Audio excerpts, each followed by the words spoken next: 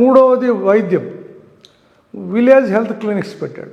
Village health క్లినిక్లోనే ఒక medical doctor, అక్కడ ANM, ఒక ఆశా వర్కర్, వీళ్ళతో పాటు మంత్లీ ప్రతి సచివాలయంలో కూడా ఫిజిషియన్ ఫర్ ఫ్యామిలీ కాన్సెప్ట్ అనే రూపంలో 7 స్పెషలిస్ట్ డాక్టర్లు వచ్చేవాడు.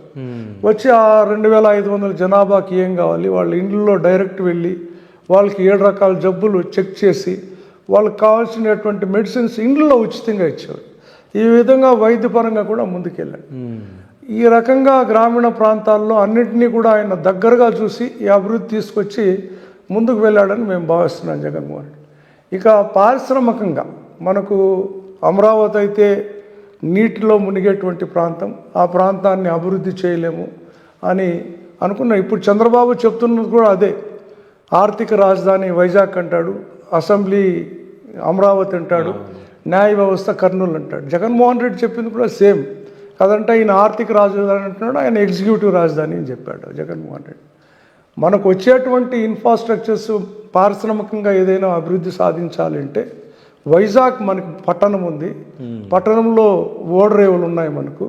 అక్కడైతే మనం అభివృద్ధి ఈజీగా సాధించవచ్చు. పట్టణాన్ని డెవలప్ చేయాల్సిన పని లేదు. అన్ని మౌలిక వసతులు కూడా మనకి ఇమీడియట్గా అందుబాటులో ఉంటాయని చెప్పి వైజాగ్ను కేంద్రీకరంగా చేసుకొని మనకి కొన్ని పరిశ్రమలు కూడా తేవడం జరిగింది. ఈ మధ్యనే గౌరవ లోకేష్ బాబు గారిని అడిగితే జగన్మోహన్ రెడ్డి గారు సమ్మిట్ పెట్టారు, అవన్నీ కూడా ఫెయిల్ అయ్యాయి, ఆయన ఏమీ తేలేకపోయినాడని చెప్పారు కదా. ఈరోజు మళ్ళా మీరే చెప్తున్నారు అవన్నీ ప్రాసెస్లో భాగంగా కొన్ని వచ్చాయి, వాటిని మేము కూడా కంటిన్యూ చేస్తున్నామని చెప్పి జగన్మోహన్ రెడ్డి గారు కూడా నేషనల్ మీడియా అడిగి చూసాం. కాబట్టి పారిశ్రామికంగా కూడా మనం వైజాగ్ ప్రాంతంలో అభివృద్ధి చేయడం చూసాం. ఇంకా కొన్ని న్యాయ వ్యవస్థను తీసుకెళ్ళి కర్నూలులో పెట్టాలనడం, అమరావతిని ఒక అసెంబ్లీ కాన్స్టిట్యున్సీ మనం కాన్స్టిట్యూషనల్ రాజధానిగా చేయాలని, ఈ విధంగా కూడా 3 ప్రాంతాలని మౌలికంగా అభివృద్ధి చేస్తే ప్రాంతాల అభివృద్ధి అయితే ఫైనాన్షియల్గా అందరూ బాగుంటారనే ఒక కాన్సెప్ట్తో ఈ విధమైనటువంటి అడ్మినిస్ట్రేషన్ తీసుకురావడం ద్వారా మనకు పక్క రాష్ట్రమైనటువంటి తమిళనాడు స్టాలిన్ గారు పొగిడాడు. గ్రామీణ ప్రాంతాల్లోకి గవర్నెన్స్ వెళ్తూ ఉంది, సెక్రటరియట్కి రావాల్సిన అవసరం లేదు.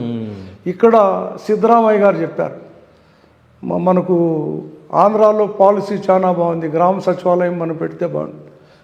కేరళలో విజయన్ సీఎం గారు చెప్పారు, మనకు ఢిల్లీ అప్పుడు సీఎం కేజ్రీవాల్ గారు చెప్పారు.